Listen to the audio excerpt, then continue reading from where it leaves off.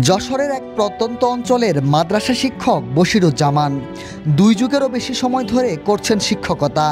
নিজ হাতেই গড়ে তুলেছেন শত শত শিক্ষার্থীর জীবন। তবে এ দীর্ঘ সময়ে নিজের জন্যই কিছুই করতে পারেননি তিনি। এমনই আক্ষেপের কথা জানাচ্ছিলেন দেশের বিভিন্ন প্রান্ত থেকে আসা এমপিওভুক্ত শিক্ষকরা। শিক্ষকতা যে বলা হয় জাতির মেরুদণ্ড শিক্ষা, আর সেটা সবচেয়ে আজকে দুর্ভাগ্যজনক অবস্থায় আছে। আমি 1996 সালে ঢুকেছি, কিছুই করতে পারিনি। লোন টোন নিয়ে এমনকি জমি বিক্রি বাড়ি করেছি, টাকা শোধ করতে পারিনি। যে বেতন পাই তা চলে না, ডাক্তার তো প্রশ্ন ওঠে না। আমি নিজে একটা ডায়াবেটিস রোগী, চিকিৎসার খরচের কোনো টাকা নেই। এমনকি বলা যায় আমাদের পল্লী এলাকায়, যেহেতু আমরা নিবিড় পল্লী থেকে আসছি, সেখানে একটা ভ্যান চালক যদি ইনকাম করে সে পরিমাণ বেতন আমাদের নেই। 4 দিন পেরিয়ে গেলেও সরকারের পক্ষ থেকে মানা হয়নি দাবি। যারা আগামী দিনের আলো গড়তে দিনরাত পরিশ্রম করছেন তারা কেন আজ আলো থেকে বঞ্চিত? তাই এই সংগ্রামে শিক্ষকরা দিচ্ছেন হৃদয়ের ভাষা, বলছেন আমরা কেবল বাঁচতে চাই।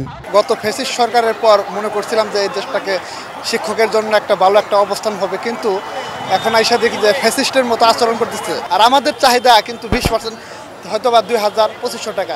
এটা যদি সরকার না দিতে পারে তাহলে এই দেশটা, আমার মনে হয়, এই দেশটাকে সরকার পঙ্গু করার জন্য চেষ্টা করছে। এই দেশে শিক্ষা নামক কোনো যে সিস্টেম মনে হয় চালু করবে না। বসুন্ধরা টিস্যু, অশুদ্ধতার বিরুদ্ধে এক বিন্দুও ছাড় নয়।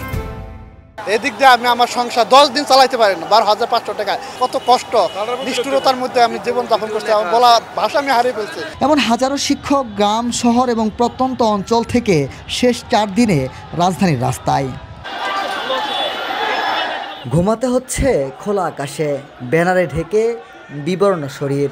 তবু দাবি থেকে সরে আসছেন না তারা। জাতির কাছে আমার প্রশ্ন যে 1000 টাকা দিয়ে আমি কোথায় বাসা ভাড়া নিয়ে থাকতে পারবো, এটা আপনাদেরকে একটু খুঁজে দিবেন। আমরা বেসরকারি শিক্ষকরা যারা আছি এমপিও স্কুলের, আমরাও একই পরিমাণ পরিশ্রম করছি, কিন্তু আমাদের বাসা ভাড়াটা হচ্ছে মাত্র 1000 টাকা। এবং আমাদের এমন অনেক শিক্ষকরা আছেন তারা বাচ্চাদের যে দুধের খরচ সেটা মেটাতেও পারছেন না। বাসা ভাড়া তো অনেক দূরের ব্যাপার, 1000 টাকা দিয়ে কীভাবে বাসা ভাড়া দেওয়া যাবে?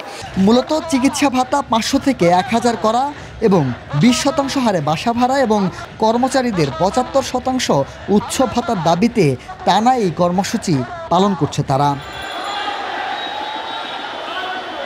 গতকাল মার্চ 2 সচিবালয় কর্মসূচির পর আজ শাহবাগ ব্লকেট করেছে তারা। দাবি না মানলে আরও কঠোর কর্মসূচির হুঁশিয়ারি তাদের।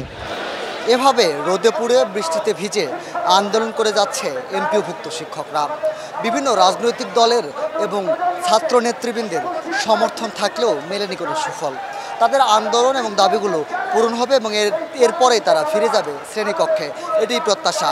মিনহাজুল ইসলাম, কালের কণ্ঠ, ঢাকা।